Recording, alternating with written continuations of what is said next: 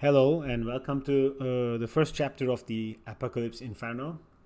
As you have seen in the introduction video, we're going to build a layout with procedurally generated buildings. We're going to crack open the landscape, and the buildings will follow that animated landscape, and they're going to fall down, and we're going to set all that up in the TOPS network. But as with always, we're going to start with creating our project folder. So this is usually where I create my project folders. You can, for the new starters, there's a file button here, and then you can go to new project, and you set your project path. If it's on Windows, you put it to whatever you require. I have my work folder under my home, so that's what I'm going to do it now. And then I have Houdini projects. So if I go here, Houdini projects. Now let's call this Apocalypse Inferno. Since I have always worked on Linux environments, I tend to not leave spaces, so use underscores instead. I don't think it breaks anything, but it's just a habit of mine. Because Linux is a bit more different than Houdini when it comes to command line with the namespaces and the spaces in between the characters. So yeah, I always use an underscore. Okay, and then you click accept, and then you will have your folder created. Now let's do a file save as. Now if I go to $job, this is going to end up in the folder Apocalypse Inferno under Houdini projects. Oh, this is not actually the right place, sorry. Let's ditch that. Let's create it again. It's not under my work folder. It went under my user folder. Let's remove that. Okay, I deleted it. Let's do it again. New project. I want this under my work folder, Houdini projects folder. So it's gonna be somewhere here. Accept work Houdini project. Okay, so then you can see it here. It added one extra, which we don't want. Let's get rid of this. Okay, then let's name it Apocalypse Inferno and say accept. And now if I bring my folder here under my Houdini projects, I'm going to have an Apocalypse Inferno. It's empty now. Let's do a file save as, and let's call it 01 landscape, and then we will continue like 02 building generation, 03 rich bodies, so on and so forth. It kind of makes more sense. It actually didn't say no such file. Did I not create? Wrong place again, my bad. Save as. Let's do the job. Now it's under Inferno. Okay, now it's in a good place. 01 layout or landscape accept. Okay, so now we are ready to go. So let's start by dropping in geometry node, and just to show you what we will focus on first is this guy here. So that's the terrain node, the very first node that we're going to end up creating, which is a very simplistic one here. There's a cached version here, and this is what we're going to get. I'm just going to walk you through it. There's 3 or 4 easy nodes. Let's name this node terrain,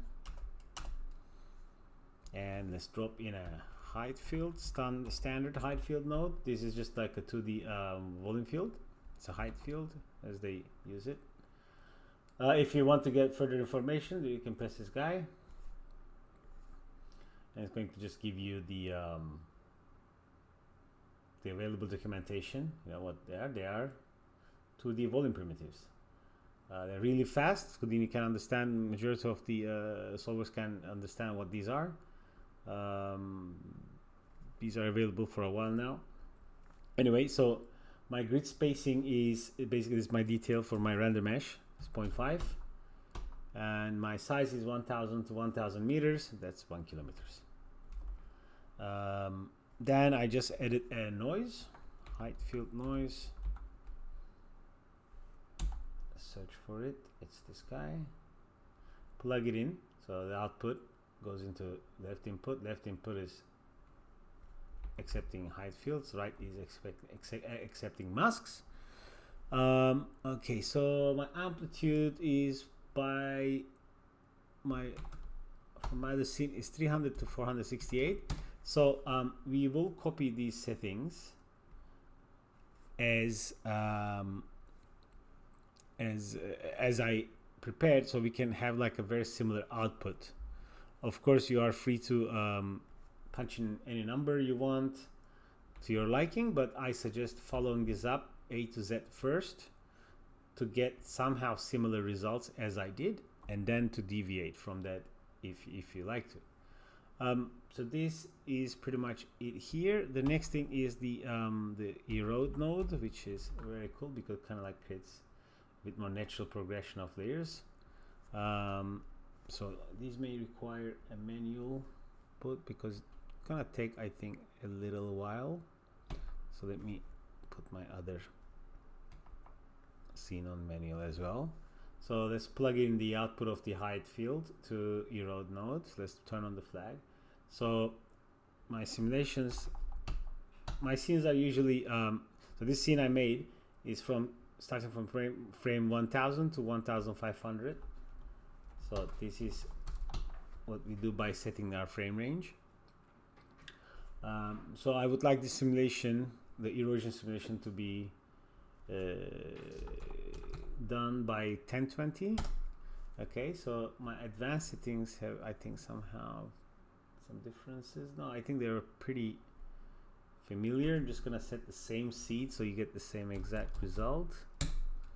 No other attributes have changed here, and the simulation will start from 1001. And now I'm gonna let that cook, and as you will see, it will start passing frames. So let me now pause the video. This shouldn't take long though, and I'll get back to you once it's done. Okay, so it's cooked. I think it's kind of, yeah, it looks quite similar to what I did. Let's put a null here, and let's write it out, height field. I usually make my out nodes black and circular, so they're easier to spot. And then we need to cache this guy, file cache. So here's the thing, it's about using environment variables on how to set up your cache spaces. Because I have quite a few hard disks, like I have a fast one, I have like a really fast one, where my swap is, where my Redshift cache is. I have like a really slow one that's like much bigger, but it keeps bigger disk space, so on and so forth.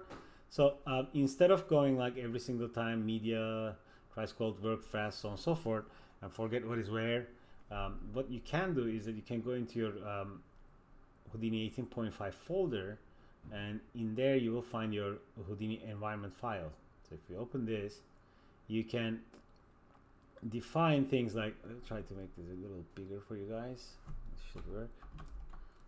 View, make it bigger. Well, I'll open it with another tool so we can zoom in case it's not very much visible.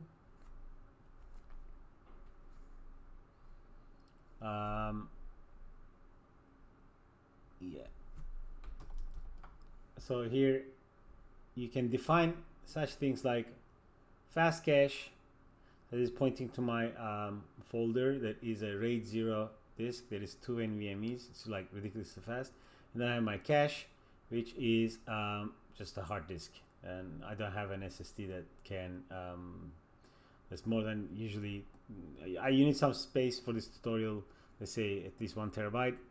I don't have such a big SSD, so I kind of keep my long-term caching on my slower disk. They're not that slow, but they're good. Okay, let's close this down. But at this moment, this is not that important, so I'm just going to call this, because this is not going to be reading per frame. We're going to do a lot of other things down the line for this guy. So let's cache this now. Meanwhile, I'm checking the time, which is fine. Okay, so I think I'm going to keep this under hip. But the way I do some of these namings is a bit different. I go geo $OS, and this is a static one, so I call it static. And only one frame, save it to disk, load from disk, and so it won't change from here this moment forward. Let's move down. So now I want to convert this to geometry, because we're going to do a lot of other things down the line. Let's convert this to polygons. I named the density to 0.25. Is it a bit too much? I'm not sure. Let's check. 0.25. Okay, no, it's just the density is a lot less detail. Let me see if I can. And we need to make that thicker because we're gonna break it. So let's go extrude base. All good. And I believe I painted this somewhere in the center, something like this, so we could break it. It looks like my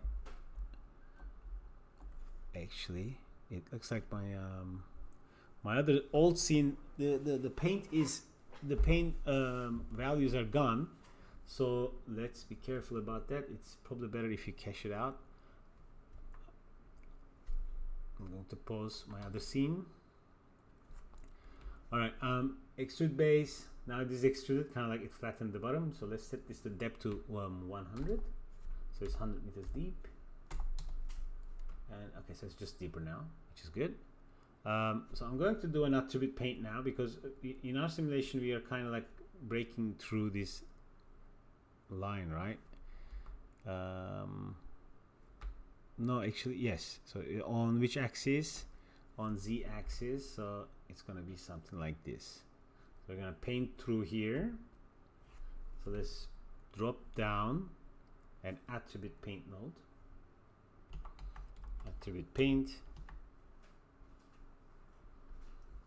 Okay. And if you turn on the visibility flag here, move the mouse over to the viewport, hit enter, you should get like you're ready to paint. And then if you hold shift, drag your mouse to the right, it should have changed the size. It's not this one. Okay, maybe not anymore. I'll change the radius, then it's going to be easier.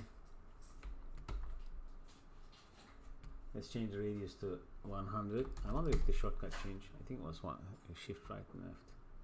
Maybe not anymore.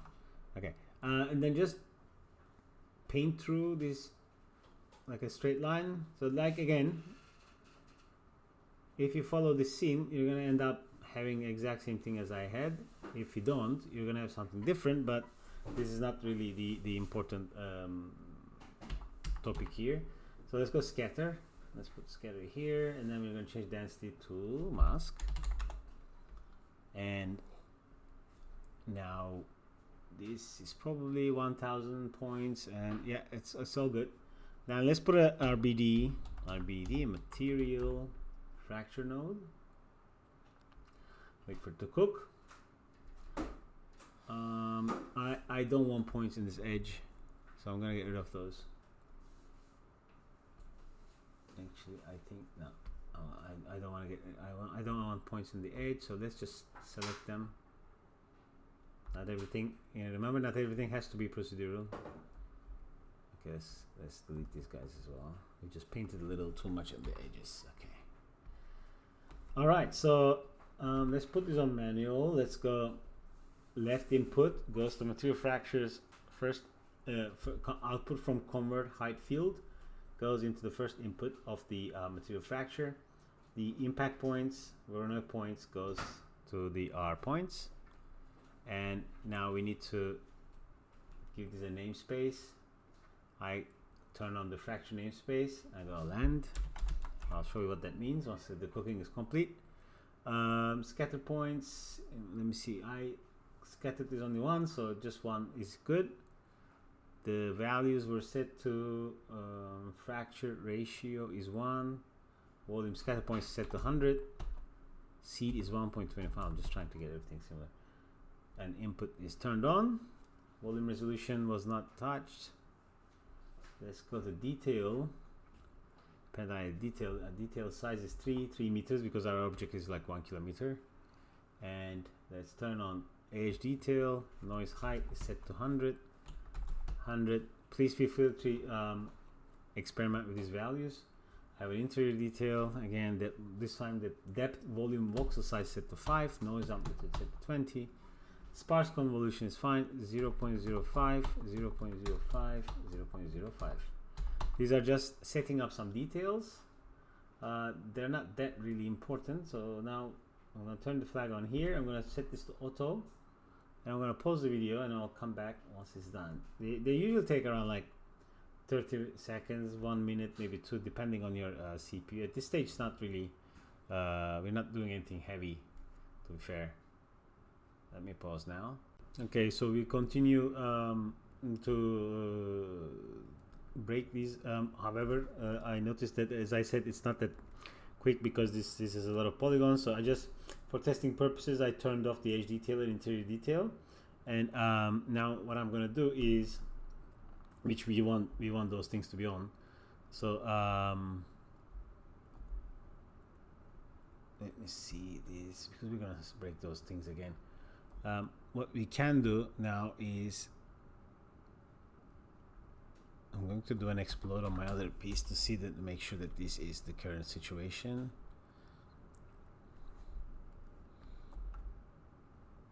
So basically we want to end up with something like this. Oops, yes.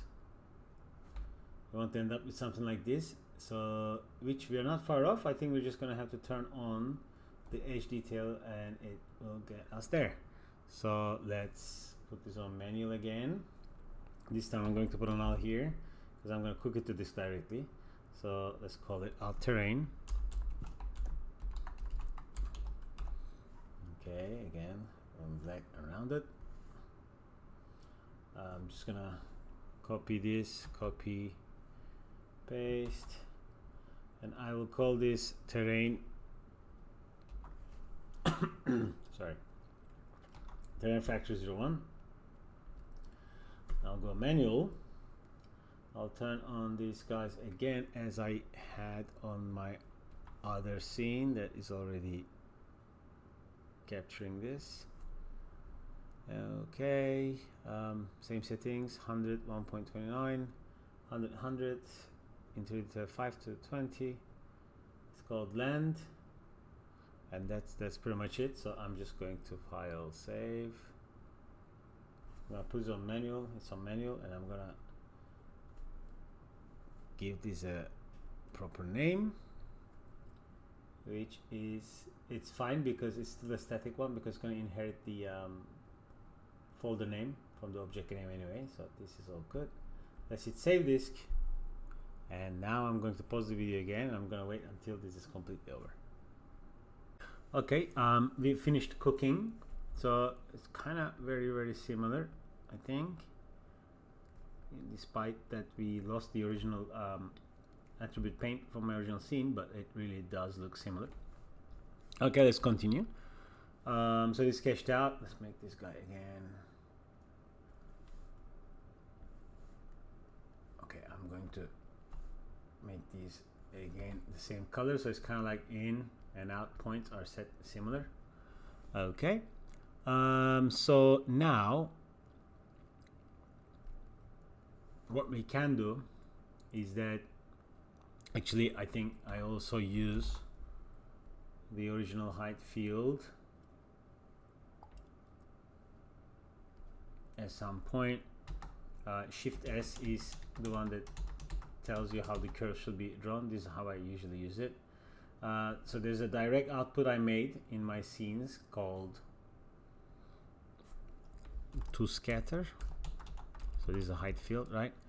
And also, let's put this on manual. There's another geometric output that is not extruded with the density of 0.5, and I name this one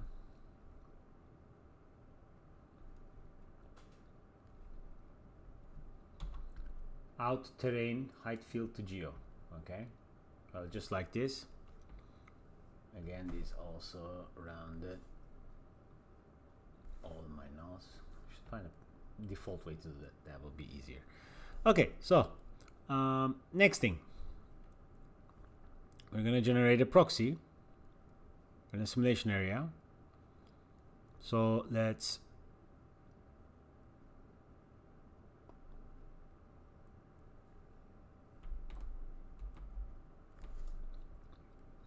make another null, and we're gonna name it from the fractured guy here, proxy.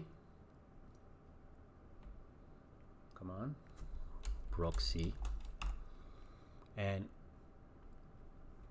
now I'm gonna pack this by name. So at this point, let's load the geo. Sorry. So if we go to primitives, you're gonna see the land height and some numbers. So it's like based on this.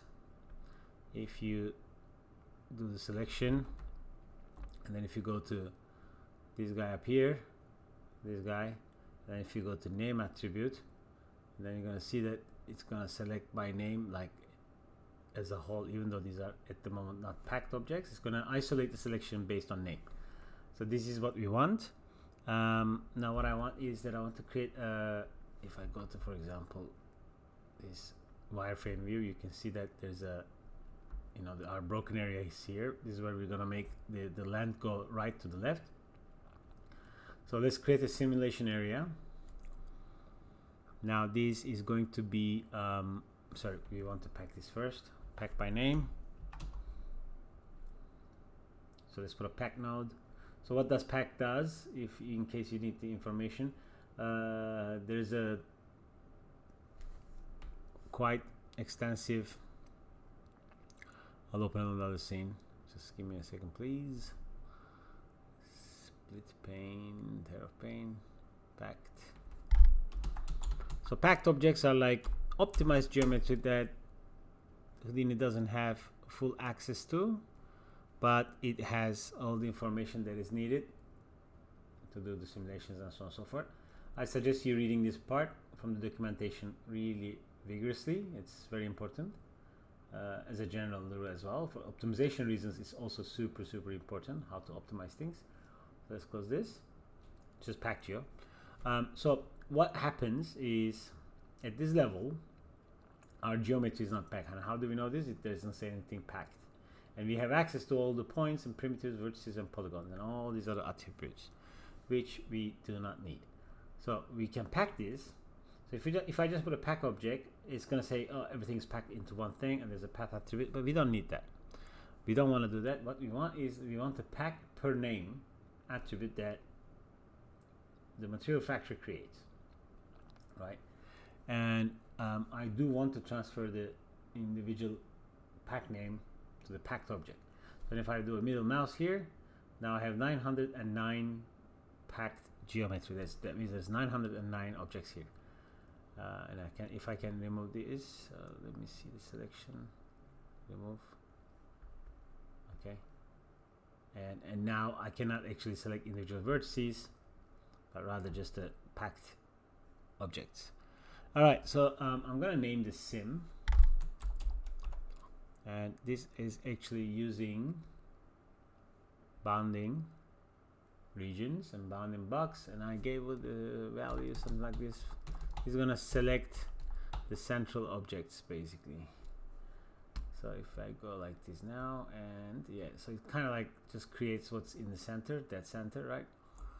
We can say points, okay, and it shows me that these are the selected guys, and these are now called in a primitive group named sim, okay, point group. So then I can put a split sub, and I can say use the sim. So it's just going to give me two outputs. By default, it's showing me the left. I'm going to put another null. I'm going to say in sim area. Why? Because I want to refracture these things to 1,000,000 pieces or something similar. Left side seems a bit too much. Let's kind of shrink that. I'll say no.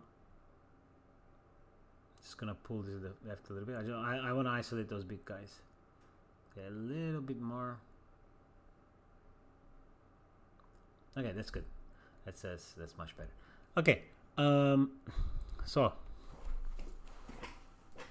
right side we're not gonna touch much at the moment, but this center part we want to refracture.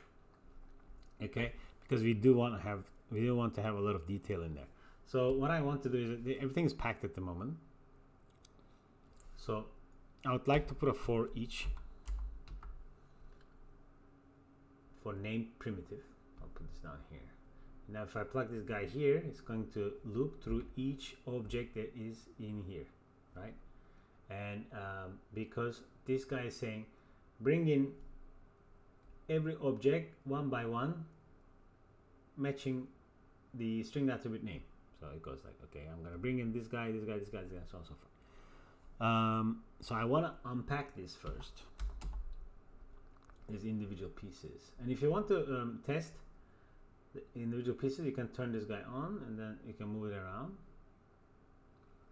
to do it. And then it's probably better if you test it like this, because sometimes when you're inside you may do things that may not update the output. So let's unpack this one object. So now Houdini has access to this information. Let's do an attribute delete. Actually, I put the attribute delete inside, but I think it's better if we put this guy here, because it's going to do a faster deletion, a faster process of attribute cleanup. I'm going to keep everything but UV, and there's nothing here. I want to keep the name. No, I want to delete the name as well. Oh, actually, I need the name. So my plan failed. I need to do this inside or even after, but this should be fine. Let's do it here. Okay. So here I have less attributes. UV is coming from fracture. So, sorry, UV is coming from the height field. If you look here, you should see one. Oh, sorry, they're in the conversion. Okay, so that's what I'm preserving. It's pretty straightforward, but let's give it anyway. Perspective again. So I am deleting everything here, less points, and then I'm going to delete all the groups. Group delete. Asterisk. Okay. So now we are ready for refracturing. So let's duplicate. Now let's put in a new RBD material fracture. There are many methods of fracturing. I find this one to be the easiest with the latest available tools. You can do cutting through VDBs and so on and so forth. Okay, so my default settings is very similar to what it is, except I have a scatter points of 10. And I do have the detail turned on, but I don't have the crease weights turned on. I think I was using this for subdividing, but we don't need that. Let's keep it just in case I use it somewhere. So let me break this through now. Okay, let's see what it does. I did already. Let's put an exploded view. Okay, so we made smaller pieces. I am not going to add more interior detail. We can, but I don't think I want to slow this down any further. Like this is where we create the center parts of the landscape that are falling. So if you need further detail, you know, it's going to be like, we can name this inside landscape pieces fracture. So you know, if you really need that kind of detail, you can always come back here and play with the edge detail. The next thing I did was to merge these guys a little bit within themselves, which is then using RBD cluster. So let this cook a little bit. Yes, so if I go here, it's all separated. Now I'm gonna put an RBD cluster. So it should kinda, I think, merge a few together. Maybe we need to change the values. So this, I'm gonna turn off random detach, size 10, 10, fuse, dissolve. It's just for cleaning up. I think it didn't do much anyway. Let me see now. Not really. I think the sizes were not big enough. Maybe if we do more. Yeah, okay. So I had an RBD cluster, but it wasn't really doing anything. So let's just get rid of it. I probably tested it to merge pieces together. Now the thing is, this loop is compilable, so we should probably compile it for the sake of speed. So let's do put tab, compile sub, compile block.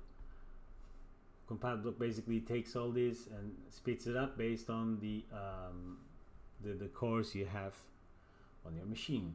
I'm just gonna put this on manual again here, and this guy needs to be set to multi-thread when compiled, and that should do it. And then we need to turn this off, but I'm gonna save again, and we're gonna do the null. Okay, let's tidy this up a little bit. This looks a little ugly.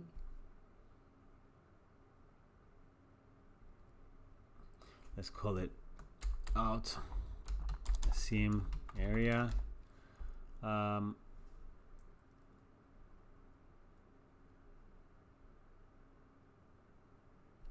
going to delete everything that comes out from here, which is actually just, I'm not using the cluster, so I'm just going to delete name. I don't want name. And then I'm going to put in a connectivity swap.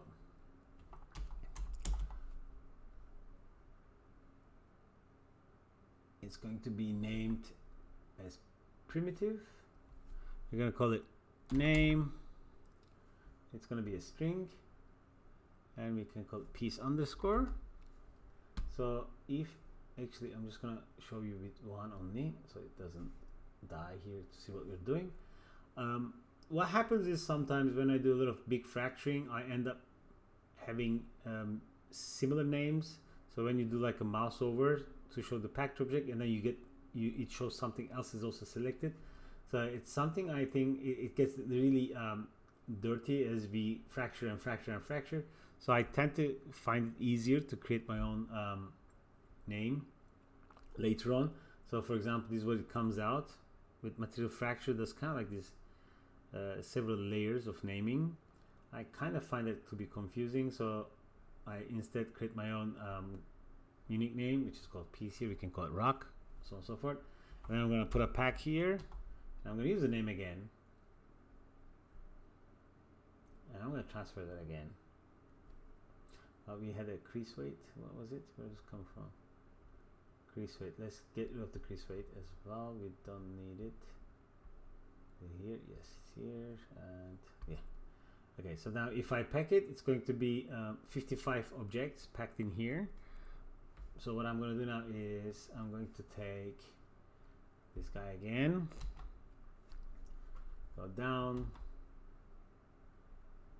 This time is fracture 2. This is all good. I'm on manual. I'm going to, because I want this to process through all the 900 objects, so it's going to take a little longer. Let's turn off single pass and hit save to disk. And now we're gonna wait for this to cook out, and we'll get back to you again. And now As you can see, the fracture is finished. We have quite a lot of pieces here, but not to be worried. It's a 45,000 pieces, but we'll have a bit more optimized workflow on how to simulate these guys.